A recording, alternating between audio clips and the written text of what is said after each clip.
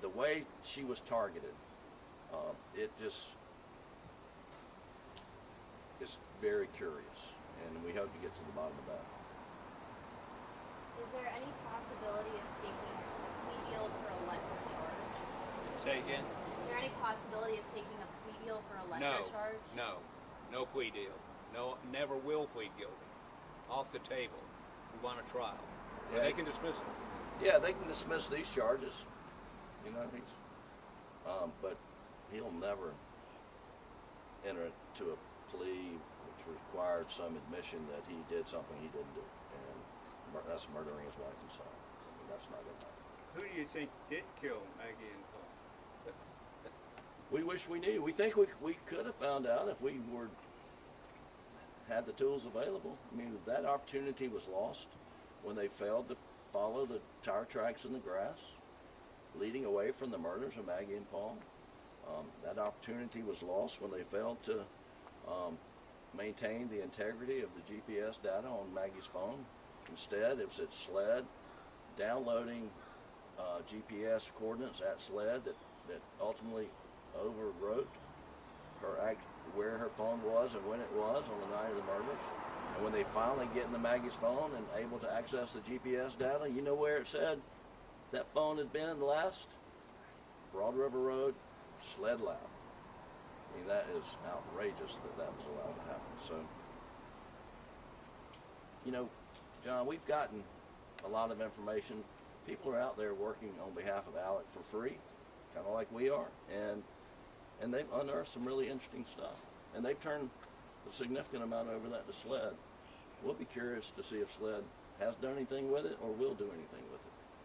If any of that investigation now goes back to the house or to the property, or is that a done deal? There's nothing that I'm aware of that's of evidentiary value on the property. Let me just jump in and say that the actual scene has been destroyed, right? It's been torn down, the property's been sold, the kennels, all of that are gone, so that's no longer in existence. But our experts, so in preparing for the first trial, did all kinds of forensic tests on the crime scene. A number of, we put in evidence that if somebody could be in the house and shots fired down at the dog kennel, never hear them. I mean, we proved that without any contradiction whatsoever. So the story that he was up at the house and they go, he had to have heard the shotgun and an AR. Not.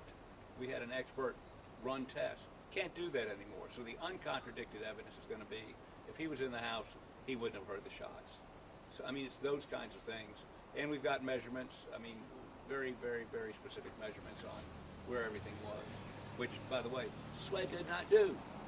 You know, the night of the murders, as they processed, it may not be SLED, maybe local law enforcement, they didn't dust for fingerprints in the feed, not dust, they don't do that anymore, but they did not process the feed room for fingerprints. They didn't look for DNA. Was that our hair? Let's pick it up and get it tested. There was a bloody footprint right next to Paul's body. It was a Carlton County Sheriff's deputy's foot. I mean, I'm not a big CSI fan, but this looks to me like they violated every basic rule. And we had a witness testify to that. So they got a lot of explaining to do. What do you think the odds are of Alex getting an acquittal in the retrial? You, John Monk, are playing those internet betting sites too much. I have no idea what his I'm chances not playing them at all. Well, you ought to try. What do you think the odds are? We have no idea. I mean, we don't predict football, basketball, or trials. Just following up on what Dick said about the failures. During the trial, you'll remember SLED explained how they do murder investigations, and they do, they throw an imaginary circle, and the imaginary circle that they drew here, Alec was in the middle of it. And he was in the middle of it from the night of the murders. And they knew that Alec left Moselle and went to his mother's house at Almeida, and then came back to Moselle and found his wife and son murdered brutally. And do you think for 1 minute that they should have gone to Moselle, Almeida, to see if there's anything of evidentiary value. Were there murder weapons at Almeida, which they want to intimate, during the trial? Oh, he parked over here, so he must have got rid of the guns over there. I mean, they had the opportunity to exclude Alec from that circle, but they didn't do it because they just failed so miserably in what their jobs were. Let me say one other thing that brings to mind. As most of y'all know, I was a prosecutor for 12 years, and this is 40 years ago. If a body was found and they wanted to determine time of death, the coroner or medical examiner would take an anal thermometer and get a core body temperature, then take a thermometer and get the ambient temperature. And in this case, alleged an hour and a half prior they'd been killed, sort of, the coroner showed up and he did something just amazed me. He took his hand and he stuck it under Paul's armpit, and then that same hand took it under stuck it under Maggie's armpit, and he could calculate the time of death based on that. I mean, that's what we're dealing with here, folks. Stuck his hand under the armpit? Really? And yet, then they say, well, we know when Maggie stopped using her phone and Paul stopped using his phone, that's the time of death. They ignore the fact that cell phone service down there was spotty at best. A number of people testified there was no cell phone service. So simply because they weren't using their phone doesn't mean they were dead. I mean, this thing has more holes in it than Swiss cheese. In your opinion, what ultimately got Alex convicted? What was that? I think 2.5 weeks of that of widows and orphans and mentally disabled kids testifying, not that he stole their money, but how just maliciously he stole the money, how he lied to them.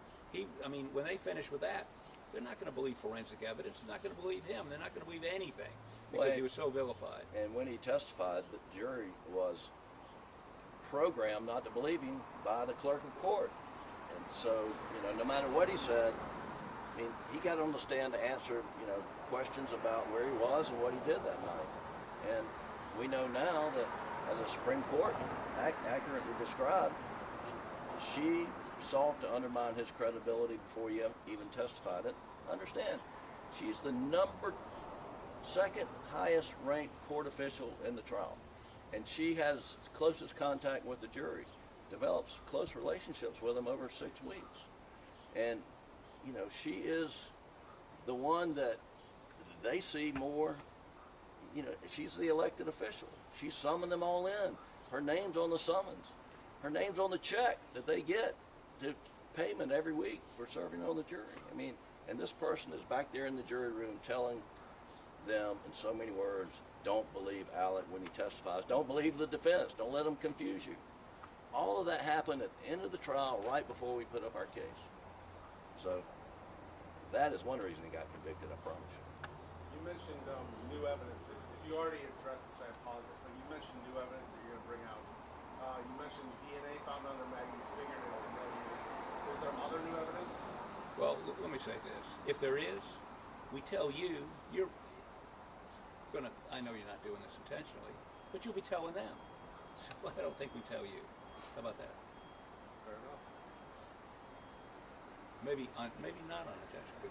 Never mind. Anything else? Do you think that Maggie's done this with other trials before down in Colleton County? How many? Well, you don't know, do you? That's why this lawsuit is so important, because it's going to allow us to peel the onion on her and what she's done on this case with other people involved. Was she a lone wolf? Has she done it on other cases?